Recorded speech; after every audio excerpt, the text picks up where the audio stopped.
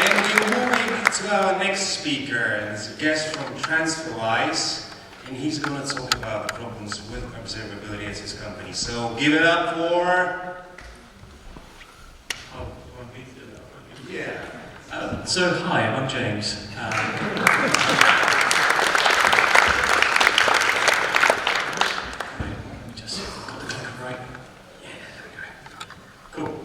So in this talk I'm basically just going to talk about a little bit of the history and context as to why Transferwise needs a bit of observability, and also some tips that I have for people who want to try and implement it in their organization. So a little bit about me. I am a site reliability engineer. I started at Transferwise in very early 2018, and then sometime in the very late 2018 we established the observability team at Transferwise. So what we do is maintain a monitoring stack, and we also do a little bit of social engineering. We try to do a lot of blog posts internally, we try to interview people, try and find out what their problems are, and we also try and build libraries to try and make the transition from traditional monitoring stack to observability a little bit more easier. And if you're happy with the vagueness of this talk and like what Transferwise is doing, we're always hiring, so check that out at some point. So it's always good to start a presentation or talk about observability by first defining what it actually is and how it applies. So there's two definitions which we tend to hear, or at least I've heard, which I've sort of categorized into the vendor definition and the pure definition. So the vendor definition is the one that you'll hear from New Relic, Grafana, and so on and so forth, which basically boils down to there are three pillars you need to care about. This is only tracing, metrics, and logging, and once you have all of those, you are observable. This isn't necessarily true because it basically boils down all of the problems that you have in a distributed system, just the pure technical ones. It sort of describes all of the problems that you have in a distributed system through aggregations, or if you're very unlucky, you'll get all the data all the time with no possibility of actually sampling or getting what you actually want. And so as a result, actual investigation of problems that happen are, you basically have to be a domain expert of your service to actually do anything with it, and it makes onboarding new newbies and having them on call a bit of a pain in the ass, and so on and so forth. The definition which I like to use, especially at Transferwise, is the pure one, which is often quoted by charity majors, which takes the control theory approach that your system is not observable until you can determine the state of the service through its outputs. And when you dig deeper into what that actually means, it seems very close to what monitoring actually does. But it's not exactly the same. There's a few key differences, and the main one being is that monitoring tends to focus on known unknown problems. So these are things which you already know the question to and expect an answer for. So things like, how much RAM does my service have? What is the network latency? How many requests are done? These are all questions that you know about. These are all questions which you can get from standard monitoring tools. Whereas unknown problems, which is the one which observability focuses on, are more abstract and a bit weird. So things like 10% of users in Romania are suddenly finding that they can't use your service for some reason. Why is that? Who knows? Or you have a cluster of about 500 VMs in AWS, and 10% of them are going to experience some sort of disk outage. So why is that? Who knows? These are the kinds of problems that observability wants you to try and help you answer. And the way that it sort of encourages you to do that is to think of your distributed systems as socio-technical problems. So you can have all the monitoring stack, that's absolutely fine, but then you need to have the social aspect of this. You need to have constant feedback loops in order to make sure that when you have problems, that you actually fix them. It needs to have complete ownership of the pipeline. You need to have all sorts of squishy things that most vendors do not give a shit about because they're vendors. And the way that you actually sort of investigate the kind of problems which you get in observability is through aggressive sampling. So at its purest, you are viewing actual data that comes through your system unmodified, but at an aggressive sample. So instead, it's basically the entire request of life of a request that travels through your distributed system, but not all of it, just some of it, which makes it incredibly more useful than aggregates, where you can't really determine where something has happened, or fire hosing, where you can't possibly see the forest for all the trees. Okay. So, why does Transferwise need observability? Like, what does it look like architecturally that requires this kind of approach? So, instead of giving you diagrams, I'm instead going to tell a story. Oh no, I've lost my background. That's hard to read. Okay, anyway, so from 2011 to 2017, Transferwise basically looked like a standard LAMP app. It was one server, one monolith which served all the customers forever. And then as the business grew, we basically started extracting some of the stuff out of that monolith and turned it into smaller services and so on and so forth. Very simple stuff. Traditional monitoring was applied, so just like a normal health check monitoring and stuff like that, just so that you can get an overview of what the system's doing, whether or not it's actually working. It was good at the time because the amount of services that we had and the boundary context was small enough that anyone who came into the company could basically keep the entire thing in their head. And whenever there were problems, you could basically just ask anyone and everybody would probably know what the problem was. This is what I like to describe as village-sized problems. Basically, like, you know exactly what's going on, everybody sort of does. So from 2017 to 2019, we sort of, well, as every business sort of grows, you sort of realize that having a small set of services isn't really good anymore. So you start breaking up those tightly coupled business domains into smaller and smaller chunks. And so the communication between them starts getting more complex.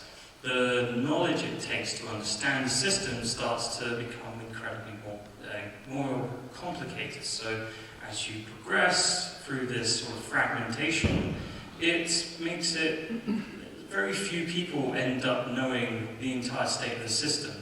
Very few people can conceptually hold all that information in their head, and it almost always tends to be SREs who manage the platform. God bless their souls. The other thing is that the traditional monitoring approach doesn't really work at this point. You start falling into distributed system problems where, like, you need to monitor more than just the health checks. You need to monitor, like, the networking, all the other kind of beautiful stuff that happens. This is what I call a city-sized problem, and you may be getting a hint for what's coming up next. Wow, city-sized problems. So basically, same thing, the progress of our sort of breaking down services continued. Now we have 300 services here at Transferwise. It's very messy. I have no idea what anything is doing anymore. The relationships between services is so convoluted that I couldn't, like, even if we built you a map, it would look like a steel wall, basically. It's pointless to show you it. Once you've seen one, you've seen all of them. So that's the kind of thing that we're dealing with. And in the future, it's going to get worse. So we need things, we need observability to actually be able to sort of reason what's actually happening with our system. So TLDR for that entire spiel, I have no idea what our infrastructure looks like. It probably looks like this. Oh, actually, because the background is lost, there's actually some text there. It says, it probably looks like this, and it doesn't matter. So this is Monzo's networking architecture. Monzo is a challenger bank in the UK. They have 1,500 services. We probably look similar to that. So with that context in mind, here are some of the things we learned in transitioning away from village-sized problems to city-sized problems. The thing that I personally learned is that distributed systems are hard. Prior to coming to Transferwise, the most services I ever had to deal with was 10. Now I have to deal with 300, and I have no idea what I'm doing half the time. But you learn, after getting thrown in the deep end, you sort of learn to deal with it. And what I've learned is that distributed systems ask incredibly random questions at you.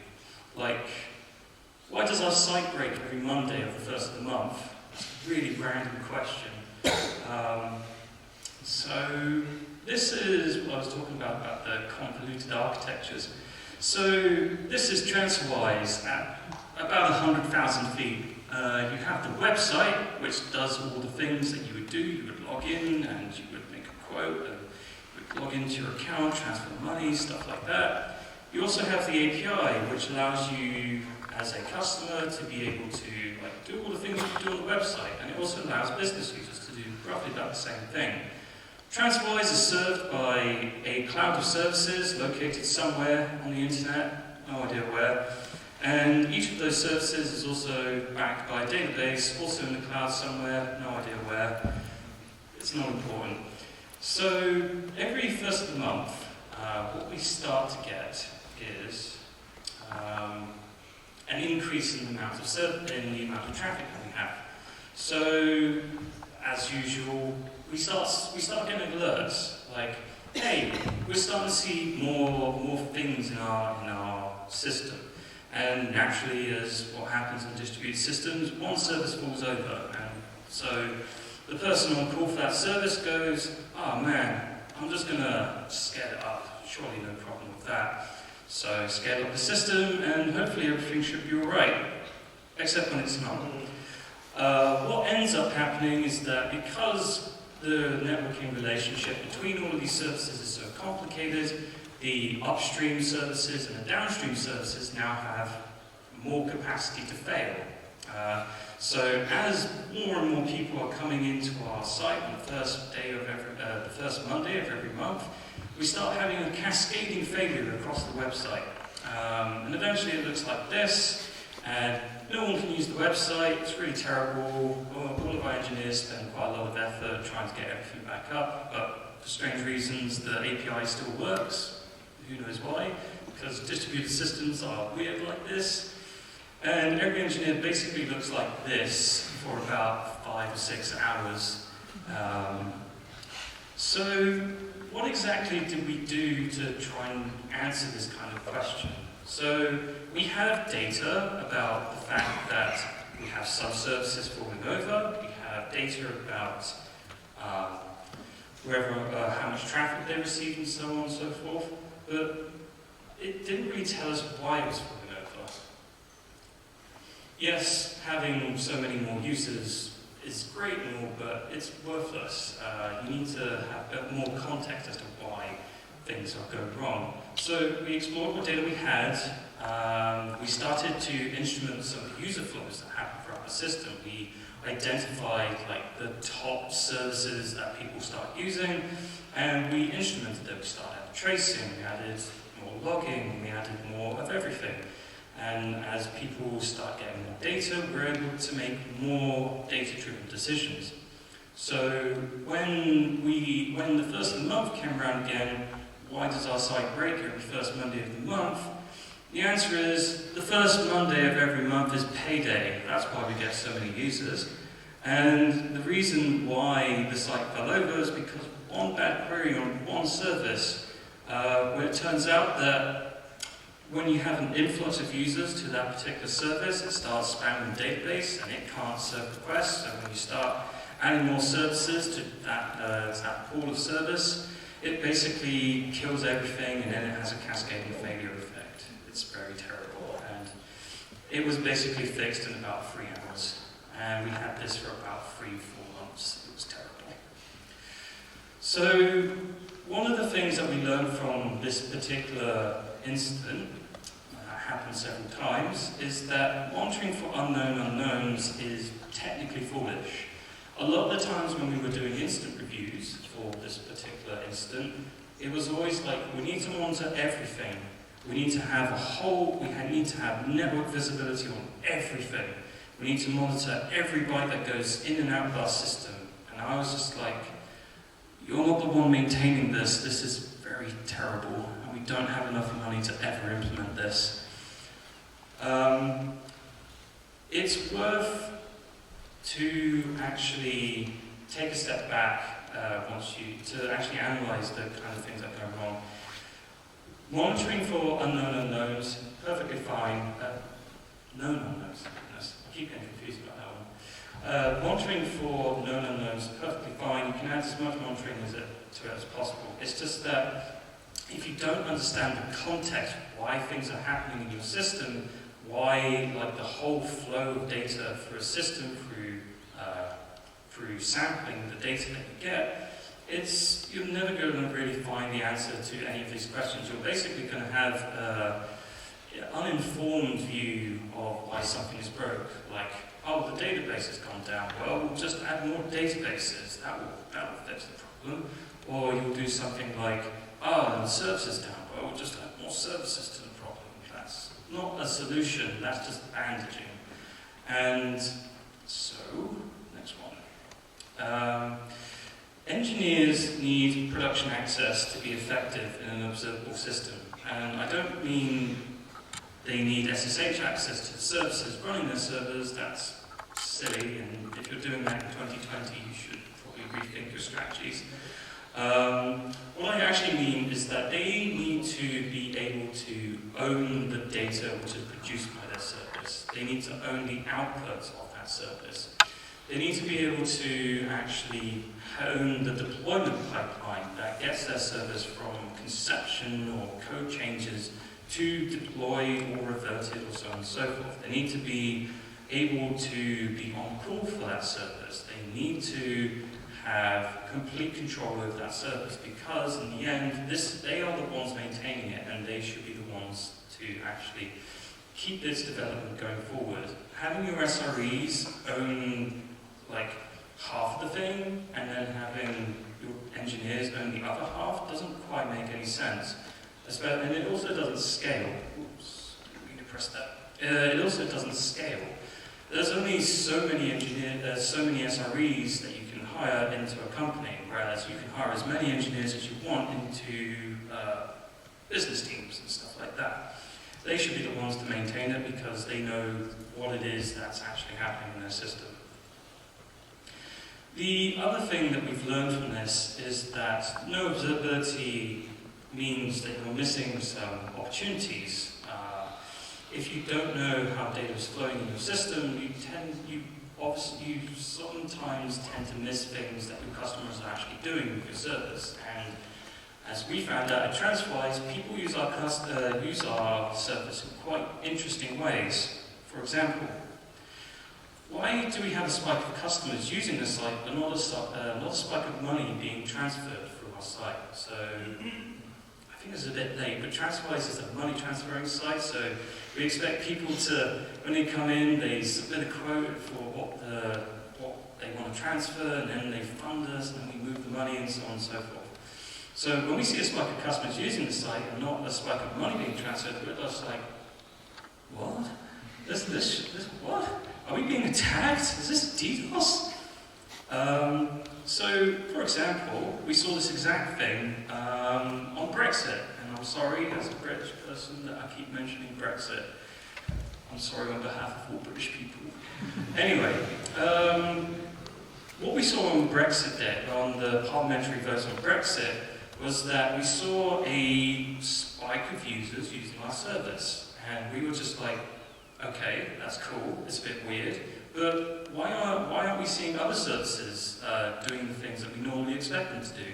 Are we under attack? So more teams started digging into the problem and found that, like, we're seeing an increase in number of users, but are we not paying out? Are we not paying in? Is there like something broken with our service?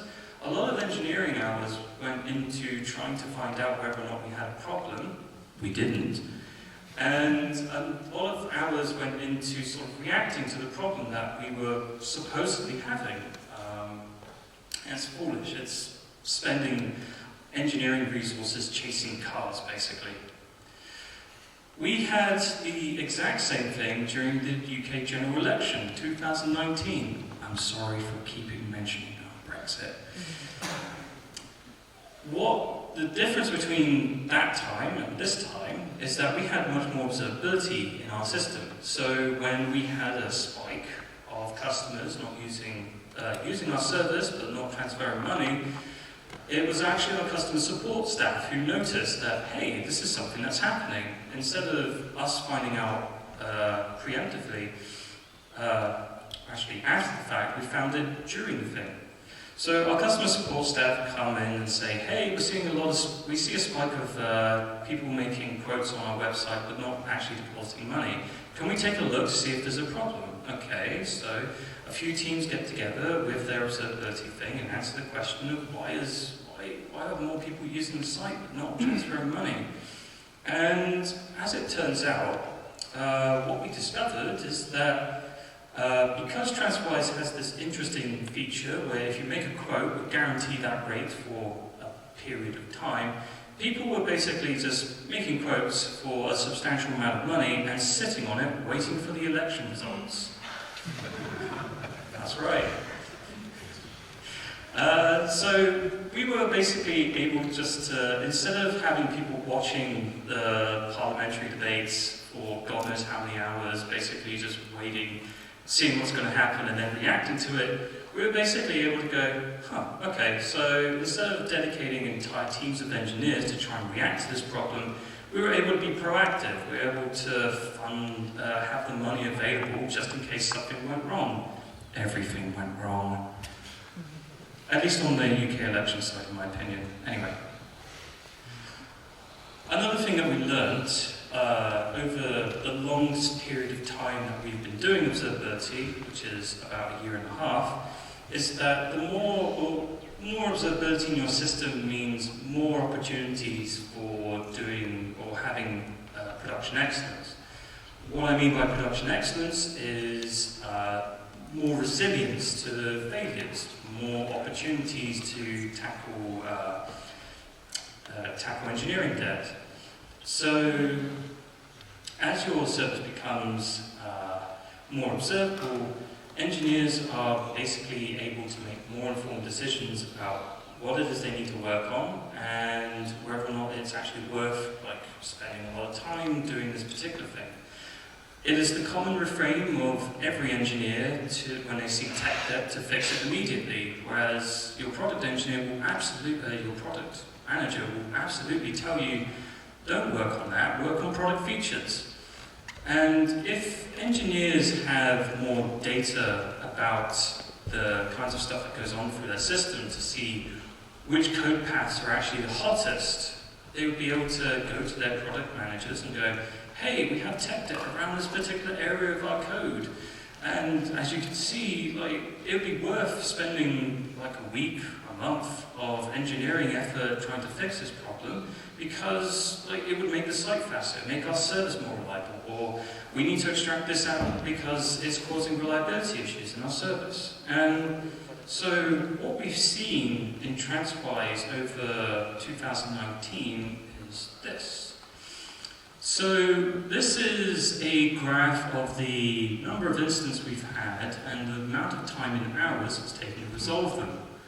At the start of the year, we're roughly going from about 40 hours or something between the instance starting and the instant resolving. As the year progresses and people get more better at observability and having more opportunity to fix the things which actually matter in their service, we see the mean time start to go down. So as of the start of this year, instead of it being 40 hours to resolve a particular problem in the service, it's now only 15 to 20 hours, which is much, much better. Transitioning from monitoring to observability is hard, and the reason why it's hard isn't a technical problem, it's a people problem. People are squishy and they have feelings, especially engineers who have a lot of feelings about a lot of things. And so you need to be aware that they have certain ways of doing things, and they've built processes around doing that. So when you come in and say, what you're doing is wrong, you should do this, you had better have a good reason for doing so. So the way that I sort of approach trying to do observability at Transferwise, at least to try and make people more aware of the problems and to actually do this, is to talk to them. I talk to engineers quite frequently, and I know quite a lot of their problems. And as I talk to engineers and find out and discover like what problems they're having with their services are completely unrelated to anything, or like what ailments or who they hate this particular week, you get to have an idea about which particular person's particular problems are more suited to more targeted sort of action. And what I mean by that is to find a champion. Find many champions as you can, because in the end, it's going to be engineers who are going to make the system observable. So you want to find someone who is susceptible to encouragement if you talk with them enough. Make them aware of the problems that they're having in their service. Make them care about observability, because most of the time, most engineers have never heard of this term before and don't know what it is and don't actually care. So make them care about it. Work with them, pair with them, walk them through what the best practices are. And when you have that one service as an example of what observability is, point to them and go, hey everybody, this is what observability should look like here. This is what you'll get if you do this. It'll prove much better than just trying to do a top-down approach where you basically try and force product managers to implement observability. And this also means that you're changing the culture about how engineers actually see monitoring and observability. So the point is that when you eventually leave the company, the culture of needing to be observable and needing to have like all of the workflows and stuff around observability doesn't leave with you.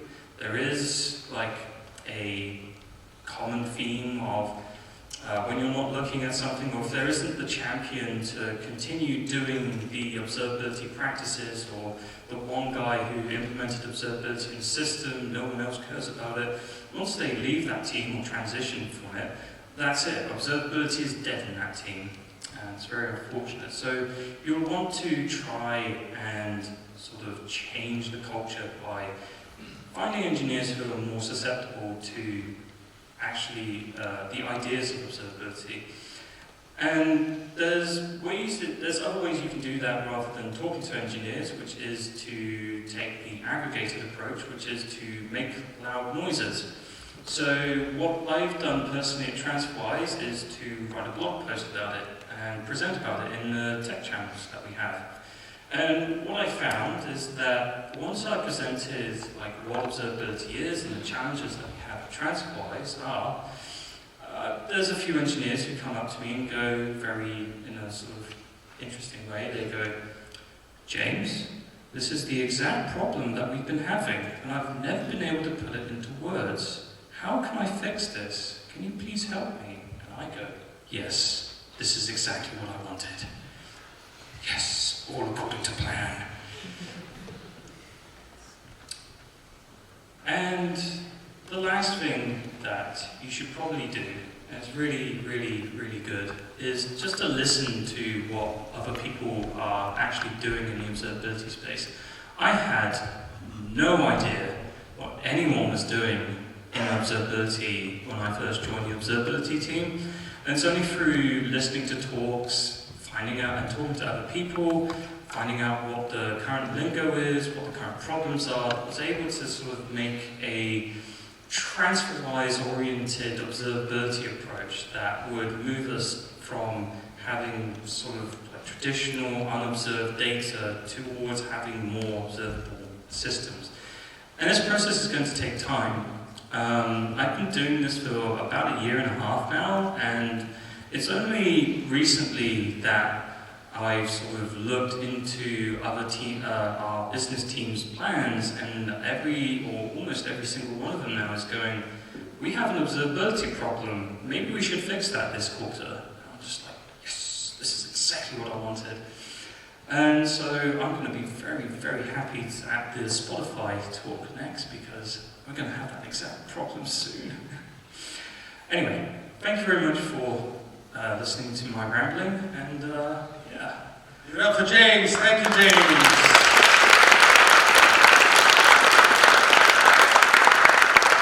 We've got 3 questions from James from the audience. Now, the 4th is coming. So, the first one is, do you think domain agnostic observability is possible? Domain or data? Domain agnostic, it says. Domain agnostic observability.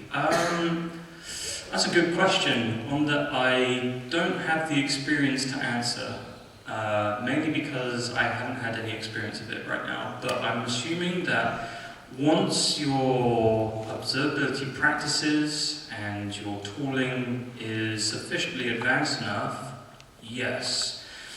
The reason why I say yes is because I've had friends at Facebook basically say, like, we have one golden tool which can do all of the things in observability, and I tend to believe them, even though you shouldn't. Okay. So the next question is, who are the people, Twitter handles, to follow on observability front? So I'll just give you the one, because she's a massive shit stirrer, and she'll basically dive into everyone. So if you follow Charity Majors or Nipsey Tipsy on Twitter, you'll basically get a handle for almost everyone in the observability scene. She's quote retweeted almost every single one of them at this point. So if you go through that, she's basically the gateway to observability. She also has quite a lot of blog posts and stuff around the culture of observability, the transitioning from traditional monitoring, stuff like that. And from her, you can find out other people like, what's his name? I only know him as Monk, who does a series of posts around observability in his kind of company, and production excellence and other things, and so on and so forth. So yeah, it's easier just to go to Nipsey Tipsy and obviously you need to follow James as well. Yeah, and also follow me, because I just retweet her every now and then, and retweet other people, and I also post about, I don't know, food I've eaten. One question says, what tools do you use to have observable systems? Okay, so we're still in the process of sort of aggregating all of our tooling into like the one golden tool. But for now, we've got Grafana for dashboarding and Kibana as well for some teams. We have an ELK and an ELF stack, an EFK stack. So that's Elastic, Fluent, and Kibana. We also have the Logstash one as well, because we're transitioning away from the Fluent side of things, because it's absolute garbage. We have Prometheus for metrics and stuff like that, and we use Vanos on top of it to aggregate the number of Prometheus instances that we have. We also do a lot of just random stuff with random bits and pieces, so we're using Facebook's profit library to try and experiment with anomaly detection using metrics. I'm sorry. I'm definitely going to use your tool when I get back to work. Sure. What else? I think that covers like the main ones that we tend to use on a day-to-day basis. But as I said, we're trying to cut that down. Having engineers go to 5 different places to get data is basically 5 different sets of data, and that's terrible, especially from an engineering experience. Alright, let's go with the last one. Are you observing the integrated service provider's connectivity and how? What does that even mean? Anyone who wrote the question wants to explain what he meant by that? Is it... Hey. Right. Give me a second. Expand. Thank you. My question in general is that you are connected to a variety of external systems. Right. Through the integrations, and obviously these are one source of your challenges. Yes, they are, and it's very unfortunate. So there's only so much that we can do with the observability of external partners and stuff like that, but we do try to do our best. We do try to work with them to actually figure out whether or not they are up or not, but since we are dealing with banks, they are sometimes unreceptive to that kind of suggestion. So a lot of the solutions we have tend to be on our side. So we'll do things like making sure that the files that they're meant to send us are actually available for us and stuff like that. But we do have a very limited amount of options with our partners, especially when they're unwilling to sort of help us. Alright guys, you can catch up with James during the break. We're going to have a break now for 15 minutes and then we'll continue with Anastasia and Alex. So, see you around in 15 minutes and we'll be around.